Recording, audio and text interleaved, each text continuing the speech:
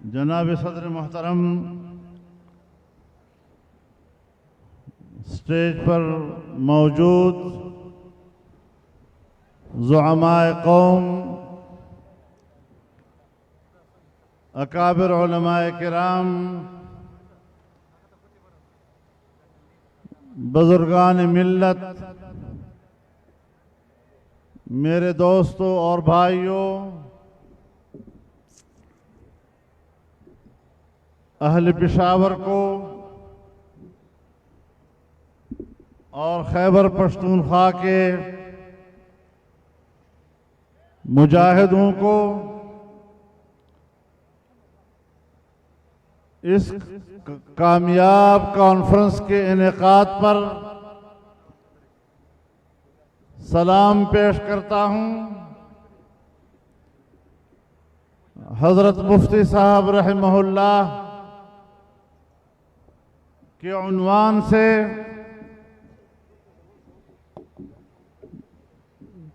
ये अज़ीमुश्शान इज्तिमा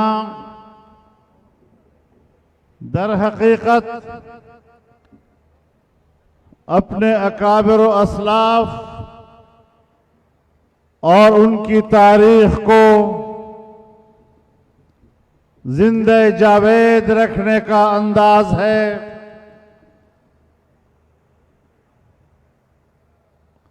और हमारे अकाबिर व असलाफ ने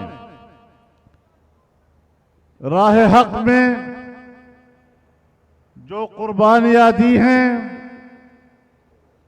वो तारीख के औराक पर ज़ब्त हो चुकी है और इंशाअल्लाह रहती दुनिया तक तारीख हमारे अकाबिर को नहीं भुला सकेगी। तारीख हजरत मुफ्ती साहब और इस खित्ते में उनके किरदार को नहीं भुला सकेगी। और इंशाअल्लाह आज जो उनके पैरोकारान यहाँ इस मैदान में पेशावर में जमा हैं, इंशाअल्लाह यही पैरोकार, यही सरफरोश इस वतन अजीज में इस्लाम का अजीमुशान इनकलाब बर्पा करेंगे। मेरे मोहतरम दोस्तों, इल्म इरफान की दुनिया में हजरत मुफ्ती साहब ने अपना एक मकाम पैदा किया। अहले इल्म और अहले इरफान उनके मकाम व मंजिलत को समझते हैं। उन्होंने दारुल इफ्ता में बैठकर पूरी इल्मी कुव्वत के साथ जिस तरह उम्मत की रहनुमाई की, जब तक वो हयात रहे, मुफ्ती आज़म पाकिस्तान उन्हीं का टाइटल रहा था। और 25,000 फतावा जो उनके दस्तखतों से और उनकी नजरों से गुजरे, एक फतवा भी ऐसा नहीं कि जिस पर मुफ्ती साहब ने कभी रुजू किया हो या इसकी कभी जरूरत पेश आई हो। मेरे मोहतरम दोस्तों, आज अगर पाकिस्तान दुनिया में इस्लामी जमहूरिया के तौर पर मुतारफ है, और आज अगर हम पाकिस्तान के आईन को इस्लामी आईन कहते हैं, ये हजरत मुफ्ती साहब रहमहुल्लाह के इल्मी मकाम, उनकी तदब्बुर और हिकमत के मरहून मिन्नत है। और इंशाअल्लाह आज दुनिया कोशिश कर रही है कि आईन से इस्लामी दफात निकाल दिए जाएं। पाकिस्तान के आईन की इस्लामी हैसियत की बजाय उसे एक सेकुलर आईन बनाया जाए। एक इस्लामी पाकिस्तान की बजाय पाकिस्तान को एक सेकुलर पाकिस्तान बनाया जाए। लेकिन मैं इन तमाम कुव्वतों को कहना चाहता हूं कि आपका ये ख्वाब कभी भी शर्मिंदा ताबीर नहीं हो सकेगा और पाकिस्तान एक इस्लामी वतन की हैसियत में जिंदा और ताबिंदा रहेगा। आपका ये अज़म मजबूत है या नहीं? नारे तकबीर, लब्बैक लब्बैक, लब्बैक लब्बैक। मेरे मोहतरम दोस्तों, आज करारदाद मकासद पाकिस्तान के आईन का हिस्सा है और जिसमें अल्लाह रब्बुल आलमीन की हाकिमियत को तस्लीम किया गया है। हमारे आईन में ये बात तय कर ली गई है कि इस्लाम पाकिस्तान का ममलकती निज़ाम होगा। हमारे आईन में ये बात तय कर ली गई है कि तमाम कवानीन कुरान और सुन्नत के मुताबिक बनेंगे। हमारे आईन में ये बात तय हो चुकी है कि कुरान और सुन्नत के मुनाफी कोई कानून नहीं बनेगा। हमारे आईन ने अकीदे खत्म नबूवत को और नामूस रिसालत को तहफ़्फ़ुज़ बख्शा है और आज पूरी दुनिया और आलमी कुव्वतें एक ही एजेंडा रखती हैं और उनका पाकिस्तान के ऊपर मुसलसल ये दबाव है कि यहाँ आईन में पाकिस्तान की इस्लामी हैसियत को ख़त्म किया जाए, तौहीन रिसालत के इंसदाद का कानून ख़त्म किया जाए, कादियानियों को मुसलमान करार दिया जाए। लेकिन मैं अमेरिका से लेकर यूरोपीय यूनियन और पूरे आलम कुफ्र को बताना चाहता हूं कि जब तक पाकिस्तान की सरजमीन पर इस्लाम के ये सरफरोश मौजूद हैं, तुम कुछ भी कर लो, तुम्हारा अंजाम पाकिस्तान की सरजमीन पर भी वही होगा जो तुम्हारा अंजाम अफगानिस्तान में हुआ है। यहां एक कौम बस रही है, यहां 22 करोड़ मुसलमान रह रहे हैं और हमने 150 साल फिरंगी के खिलाफ आजादी की जंग लड़कर अपनी कुर्बानियों के नतीजे में आजादी हासिल की है और हम इस आजादी की हिफाजत करेंगे। हमने एस्टेब्लिशमेंट को ये इजाजत दे सकते हैं कि वो पाकिस्तान के 22 करोड़ अवाम के अकीदे और ईमान के साथ मजाक करें, नहीं मौजूदा हुक्मरानों की तरह यहूद के एजेंट को इस बात की इजाजत दे सकते हैं कि तुम पाकिस्तान के अंदर बैरूनी एजेंडे के तहत इसकी इस्लामी शनाख्त को खत्म करो। तुम किस नजरिए से आए थे, तुम किस एजेंडे से आए थे, उसे हमने सबसे पहले तश्तज़बाम किया था। तुम कभी रियासत मदीना का नाम लेकर अपने ऊपर पर्दा डालते हो, आजकल रहमतुल्लिल आलमीन के नाम से अपने ऊपर पर्दे डाल रहे हैं। तुम इतने नंगे हो चुके हो कि अब तुम्हें ये पर्दे कोई काम नहीं देंगे।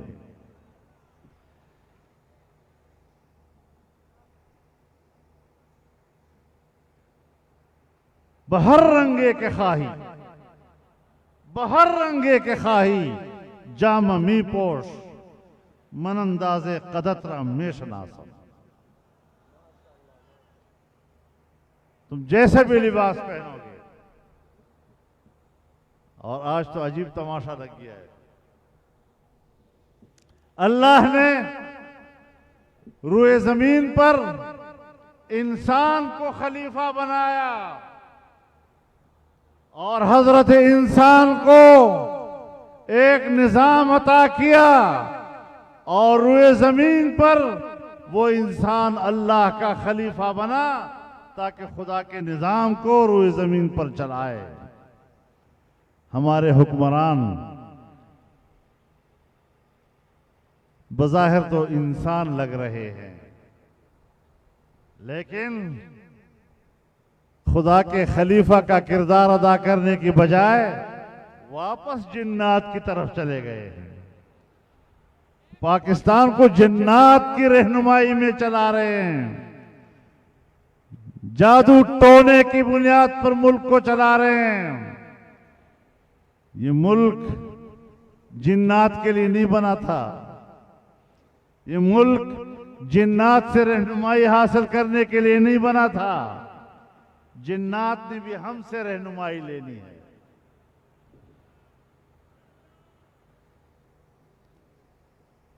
कहां पहुंच गए हैं ये लोग? पूरे मुल्क का निजाम तबाह बर्बाद करके रख दिया है। आज पाकिस्तान में पहली बार इस्लाम के खिलाफ और कुरान और सुन्नत के खिलाफ कानून साजी हो रही है। घरेलू तशद्दुद के नाम पर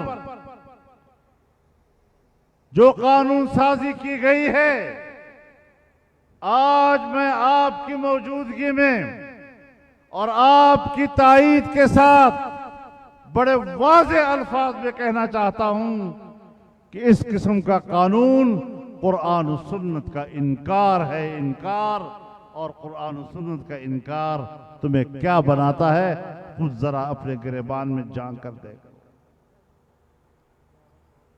खूबसूरत उन्वानात के साथ खवातीन के हुकूक के नाम पर, बच्चों के हुकूक के नाम पर तुम हमसे ज्यादा बच्चों के हुकूक जानते हो। ये तो हम पढ़ाया करते हैं कि बच्चा जब तक नाबालिग है वो खुदा के किसी हुक्म का भी मुकल्लफ नहीं है। जो नाबालिग बच्चा अल्लाह के हुक्म का पाबंद नहीं है वो किसी दूसरे इंसान के हुक्म का भी पाबंद नहीं हो सकता। बच्चों के हुकूक तो हम आपको पढ़ाते हैं। आज तुम अलमबरदार बन गए हो। आज कानून साजी हो रही है कि 18 साल से पहले कोई शख्स ईमान नहीं ला सकेगा।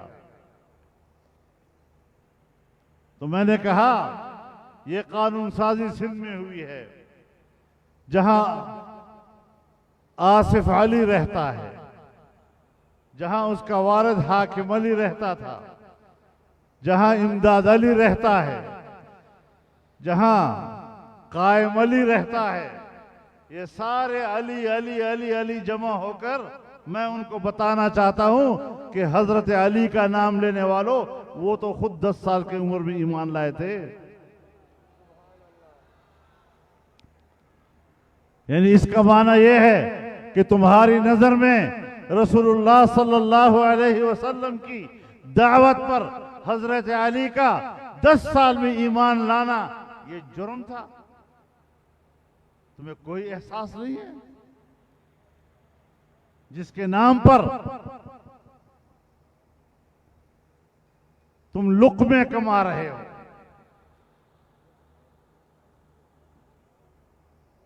लेकिन कोई कानून साजी में उनकी कोई रहनुमाई नहीं लेनी आपने। कानून साजी में इनकी रहनुमाई लेना आपके लिए जुर्म हो गया है। तो मेरे मोहतरम दोस्तों, आज हम जिस मैदान में हैं,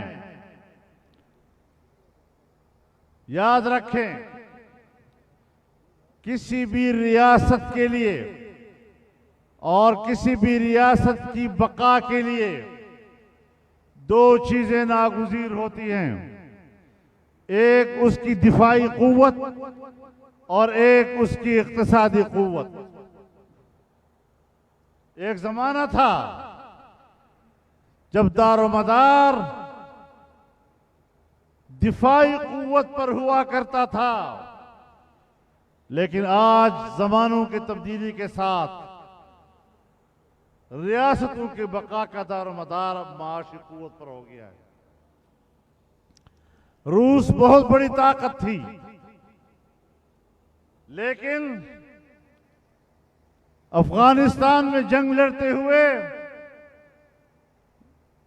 वो माशी इन्हितात का शिकार हुआ और शिकस्त तस्लीम करके चला गया।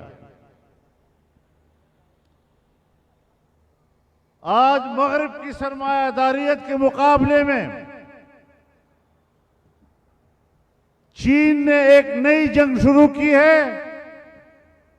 और वो इक्तिसादी हिकमत अमली के हवाले से।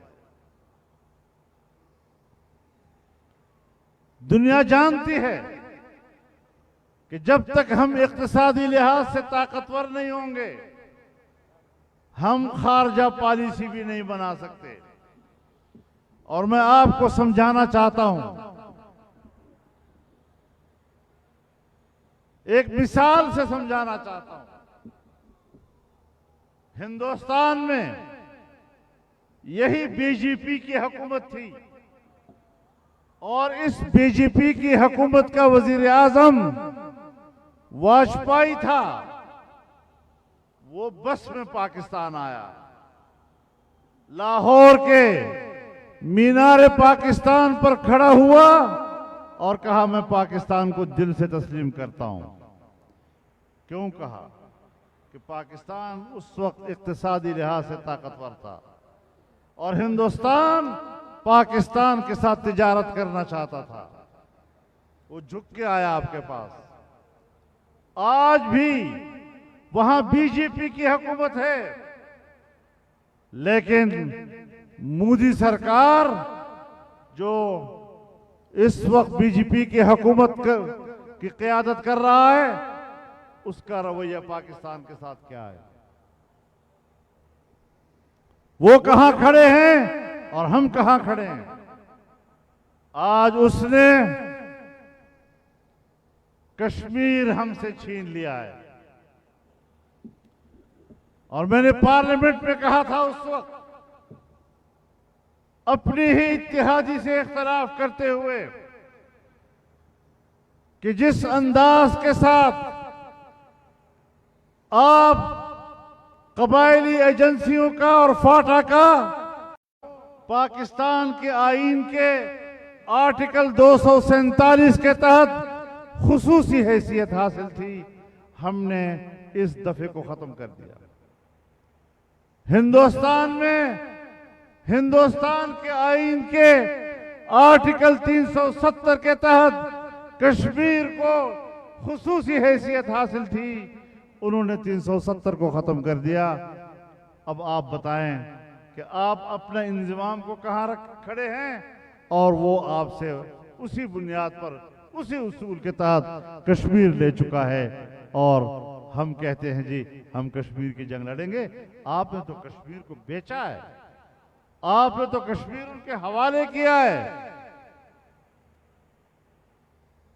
और जब कश्मीर के इलेक्शन हो रहे थे तो कहने लगा कि जो हमारे साथ बचा कुचा कश्मीर है, हम इनको आजादी देंगे। वो पाकिस्तान के साथ रहना चाहते हैं या नहीं रहना चाहते, उसको ये भी पता नहीं है कि अक़वाम मुत्तहिदा की करारदादें क्या कहती हैं। 70 साल से पाकिस्तान का मौक़िफ़ क्या चला आ रहा है, पाकिस्तान का रियासती मौक़िफ़ क्या है और मैं क्या झक मार रहा हूं। लेकिन जो होना है हम भी देख रहे हैं। आने वाले मुस्तकबिल को आपने मुल्क की मईशत को तबाह किया।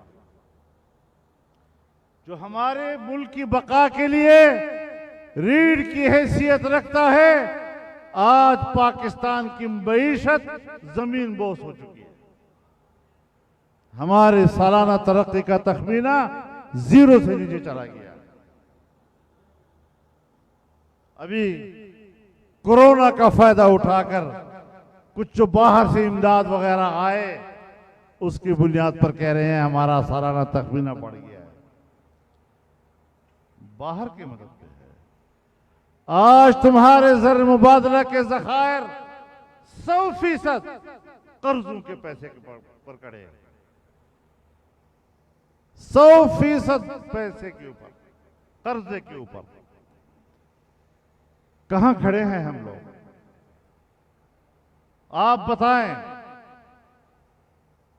पेशावर के रहने वालों, इस सूबे के अजला से आए हुए मेरे जवानों, आप बताएं, क्या आज गरीब आदमी बाजार से बच्चों के लिए राशन लेने के काबिल रहा है? महंगाई कहां पहुंच गई? डॉलर 172 रुपए कहां पहुंच गए हम लोग? और मुसलसल पैसे की कदर कम होती जा रही है। महंगाई, बेरोजगारी। कह रहा था मैंने नौजवानों को 1 करोड़ नौकरियां देनी है। अभी 2-3 सालों में 30 लाख लोगों को निकाला है नौकरियों से। नौकरी देनी क्या है उसे? 30 लाख लोगों को बेरोजगार कर दिया। और मैं पूछता हूं इन अकल वालों से, कमबख्त तो कुछ तो सोचो। 74 साल में पाकिस्तान के कुल मुलाजिमीन, बड़े ओहदे हो या छोटे ओहदे, कुल मुलाजिमीन की तादाद अभी तक 1 करोड़ तक नहीं पहुंची। और तुमने नौजवानों को 1 साल के अंदर 1 करोड़ नौकरियां देनी थी। हमने क्यों इतबार किया उसके ऊपर? मेरे नौजवान की बेरोजगारी का और उसकी कसम पुरसी का गलत फायदा उठाते हुए तुमने उनको धोखे दिए, नई नस्ल को धोखा दिया। तुमने अखलाकी तौर पर उनको दिवालिया किया। तुमने उनको सब्ज बाग दिखाए और वीराने में जाके छोड़ दिया।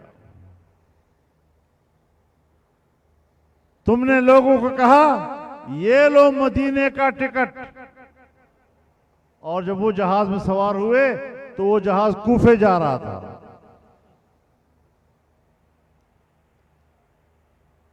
तुमने अपनी मंजिल मदीने के बजाय कूफे को रखा है। कौम के साथ इतना बड़ा ब्लंडर तारीख में नहीं हो सकता।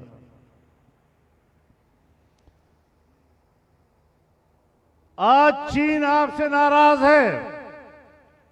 70 अरब डॉलर की सरमायाकारी वो पाकिस्तान में कर रहा था और पाकिस्तान की दोस्ती पर एतमाद किया कि पूरी दुनिया के साथ तिजारत का आगाज उसने पाकिस्तान के सीपैक के आगाज किया। उसने आप पे एतमाद किया और इमरान हुकूमत ने आकर धोखा दिया है चाइना को और पाकिस्तान से उसका एतमाद उठ गया है। बाहर के लिए जवाबदेह पाकिस्तान होता है। हमने पाकिस्तान की साख बैनुल अक़वामी दुनिया में और अपने दोस्तों के सामने कैसे बहाल करनी है, ये कड़ा इम्तिहान है इस मुल्क के ऊपर, इस कौम के ऊपर। इस एतबार से हमने सोचना होगा कि पाकिस्तान की मईशत को तबाह किया गया, जो बिजली पैदा की गई थी आज वो अभी तक अवाम को नहीं पहुंच रही है। तमाम मंसूबे रुक गए हैं। सीपैक के नाम से जो मोटरवेज बन रही हैं उसका म्यार कमजोर हो गया है।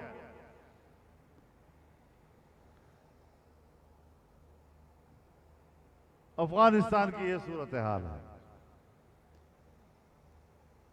मैं हैरान इस बात पर हूं कि खुद अमेरिका ने अमारत इस्लामिया के साथ 1 साल या 2 साल के तवील मुज़ाकरात के नतीजे में बाकायदा मुआहिदा किया है। दस्तखत हुए हैं दोनों के दरमियान, और अमेरिका ने उस मुआहिदे के तहत अमारत इस्लामिया का लफ्ज कबूल किया है। आज जब अफगानिस्तान में अमारत इस्लामिया की हुकूमत कायम हुई तो अमेरिका शर्त पेश करता है कि पहले इंसानी हुकूक का तहफ़्फ़ुज़ करो, फिर ख़वातीन की तालीम की बात करता है। भाई जरा तालिबान को मुस्तहकम तो होने दो। सबसे पहले तो अफगानिस्तान में इस्तिक़लाल की ज़रूरत है, अमन के इस्तेहकाम की ज़रूरत है, फिर सियासी इस्तेहकाम की ज़रूरत है। उनको कई मराहिल से गुजरना होगा। अभी वो इब्तिदाई मराहिल में हैं और आप शराइत पेश कर रहे हैं। ये दुनिया के मुआहिदात में किसी मुल्क की इंतहाई यानी अखलाकी लिहाज से इसका कोई जवाब नहीं। आप मशवरा तो दे सकते हैं, लेकिन शर्त देना इसका कोई जवाब नहीं। कतर की हुकूमत की निगरानी में और मौजूदगी में वो मुआहिदा हुआ, बजाय इसके कि अमेरिका सबसे पहले इसको तस्लीम करे। वो दुनिया से कह रहा है नहीं, अभी हमें जरा देखना है वहां इंसान के हुकूक महफूज है या नहीं। सवाल यह है कि आपने 20 साल अफगानिस्तान पर बमबारी की, एटम बम से नीचे जो सख्त तरीन बम मौजूद थे आपने वो इस्तेमाल किए। आपने लाखों अफगानों का खून किया है। क्या तुम इंसानी हुकूक के मुजरिम नहीं हो? क्या तुम इंसानियत के सामने और इंसानी मुआशरे के सामने अफगानिस्तान के अंदर इंसानी कत्ल के मुजरिम बनकर जवाबदेह नहीं हो? क्या जुल्म है दुनिया के अंदर। और पाकिस्तान बैठा हुआ है, इंतजार कर रहा है आका का हुक्म आएगा, आका की इजाजत मिलेगी तो तब ये तस्लीम करेंगे। समझ में बात नहीं आ रहा।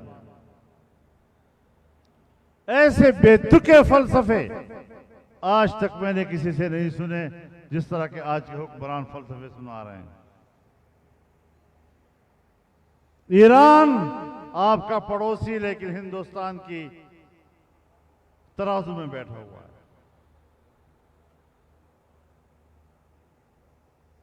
पाकिस्तान के खिलाफ अमेरिका आज इंडिया को ताकतवर बना रहा है।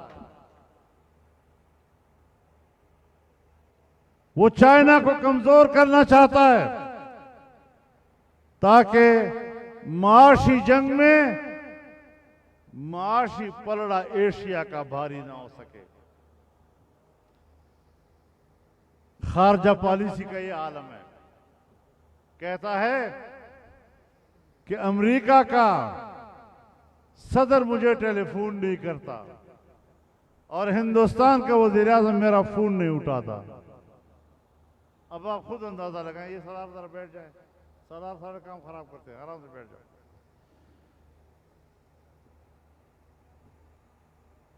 तो ये सूरत हाल कि एक मुल्क मेरा फोन नहीं उठा रहा, दूसरा मुल्क मुझे फोन नहीं कर रहा, ये खारजा पॉलिसी है आपकी। क्यों तुम्हें कोई पूछने वाला नहीं? इसलिए कि तुम नाजायज हुकूमत हो। क्यों दुनिया में तुम्हारी कदर कीमत नहीं? अक़वाम मुत्तहिदा का इजलास हो रहा है और ये पाकिस्तान से वीडियो लिंक के जरिए खिताब कर रहा है। क्यों? वो जाएगा तो वहां कोई उसको मिलेगा नहीं, कोई मुलाकात नहीं करेगा उससे। ये तेरी हैसियत है? और फिर हम पर मुसल्लत हो, कौम पर मुसल्लत हो, धांधली के जरिए मुसल्लत हो। और तुरफा तमाशा तो ये है कि जो लोग इनको लाए हैं इख्तिदार में, जो इनके मुहसिन हैं, अब उनको लड़ गया है।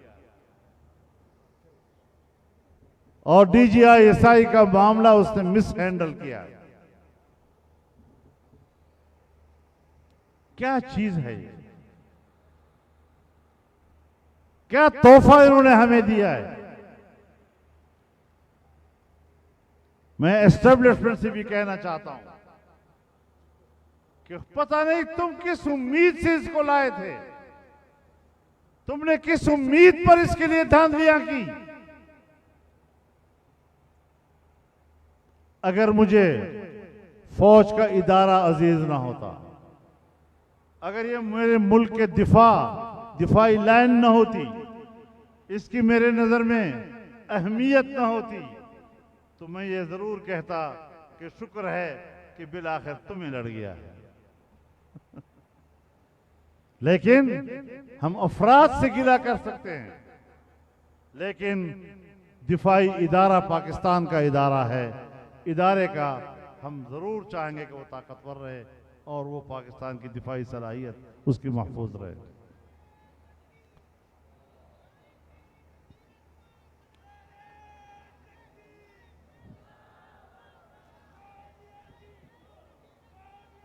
तो मेरे मोहतरम दोस्तों, आज वो मदारिस का भी खात्मा करना चाहते हैं। एक तो फाटा को बर्बाद कर दिया, अब समझ में नहीं आ रही कि फाटा है क्या। न पुराना फाटा रहा, न मौजूदा सेटल रहा, कुछ नहीं रहा। बीच वाला कोई तमाशा है, न इनको समझ में आ रहा है, ना फाटा के लोगों को समझ में आ रहा है। मदारिस के खिलाफ, मदारिस के निजाम को कंट्रोल करना चाहते हैं। भाई दीनी मदरसा अपनी खुद मुख्तारी के नजरिए पर कायम हुआ था, उसने फिरंगी का कंट्रोल कबूल नहीं किया। आपका निजाम तालीम भी वही है। हम आज के सरकारी निजाम तालीम को भी अंग्रेज के निजाम तालीम का तसर्रुफ समझते हैं और दीनी मदरसे को उसके कंट्रोल में देने के लिए तैयार नहीं होंगे। तुमने अपने बोर्ड बनाए, मदारस को तकसीम करने की कोशिश की, उसका एक डायरेक्टरेट भी बनाया, लेकिन बनाओ ना, मदरसा नहीं मिलेगा तुम्हें, कोई उस्ताद तुम्हें नहीं मिलेगा वहां, कोई तालिब इल्म नहीं मिलेगा वहां पर। विफाकुल मदारस मुत्तहिद है, हमसे कोई आदमी तुम्हें नहीं मिलेगा। और अगर कोई चला गया यहां से तो फिर उसकी मर्जी, मौलवी साहिबान उसका क्या नाम रखते हैं ये फिर आपका अख्तियार है जी। हमें कोई सरकारी बोर्ड मदारस का कबूल नहीं है। इस हवाले से जो इक़दामात हो रहे हैं, हम मुल्क पे पुरअमन रहना चाहते हैं, लेकिन पुरअमन रहने का माना ये नहीं कि हम किसी का गुलाम बनकर रहना चाहते हैं। हम गुलाम नहीं रहेंगे। हमने गुलामी के खिलाफ जंग लड़ी है। आज जिसके नाम से इस जलसे को हमने मुनक़द किया है, हम अहद कर रहे हैं यहाँ पर कि हमने किसी की गुलामी कबूल नहीं करनी। और अज़म कर लो, तजदीद अहद कर लो कि हम गुलामी कबूल नहीं करेंगे। हमारे अकाबिर ने जिस आज़ादी के लिए कुर्बानियां दी थी, उस कुर्बानी का लाज रखेंगे। कोई गुलामी हम कबूल नहीं कर सकते। हम मामलात को सलीके से तय करना चाहते हैं। हम रजिस्ट्रेशन कराना चाहते हैं, लेकिन रजिस्ट्रेशन का माना ये नहीं कि हम उसमें मदारिस की आज़ादी और खुद मुख्तारी को भी बेचेंगे। ऐसा नहीं होगा। विफाकुल मदारिस को बनाने में मुफ्ती महमूद रहमहुल्लाह की कावशें और उनका खून पसीना शामिल है। ये उनकी अमानत है।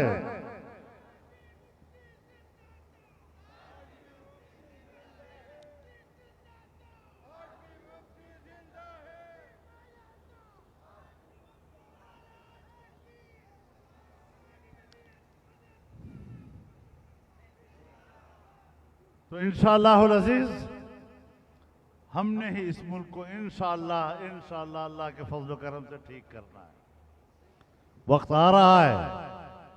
आपने गुज़श्ता 3 सालों में जिस जिंदगी का सबूत दिया है, जिस जवां मर्जी का सबूत दिया है, जिस बहादुरी का सबूत दिया है, मेरे साथियों, मैं अल्लाह को गवाह बनाकर पेश करता हूं कि मैं आपकी जुर्रत और बहादुरी पर फख्र करता हूं। कायद तेरी जुर्रत को, कायद तेरी जुर्रत को। हम अपनी सफों में वहदत पैदा करेंगे। अगर इन्होंने कोशिश की जमीयत को तोड़ने की तो इंशाअल्लाह मायूसी होगी।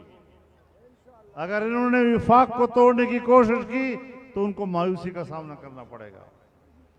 हम एक सफ हैं। अगर दूसरा इदारा चाहता है कि मैं मुत्तहिद रहूं तो हम भी चाहते हैं कि हम मुत्तहिद रहें। अगर हम आपकी सफों में दरार पैदा करने के लिए कोई किरदार अदा नहीं करना चाहते तो आप भी फिर हमारी सफों में कोई दरार पैदा करने की कोशिश मत कीजिए। जमीयत एक है और इसके अलावा कोई जमीयत नहीं है। ठीक है या नहीं? कोई जमीयत नहीं है। विफाक एक है और उसके अलावा कोई विफाक नहीं है। और इंशाअल्लाहुल अज़ीज़ हम अपने अकायद के लिए, अपने नजरियात के लिए जान की कुर्बानी तक देने के लिए तैयार हैं।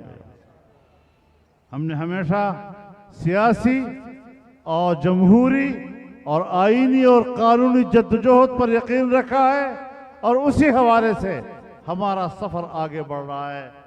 हमने ये बर्दाश्त किया कि हम इश्तिहाल में नहीं आए। हमने तहम्मुल और बर्दाश्त के साथ हालात का मुकाबला किया।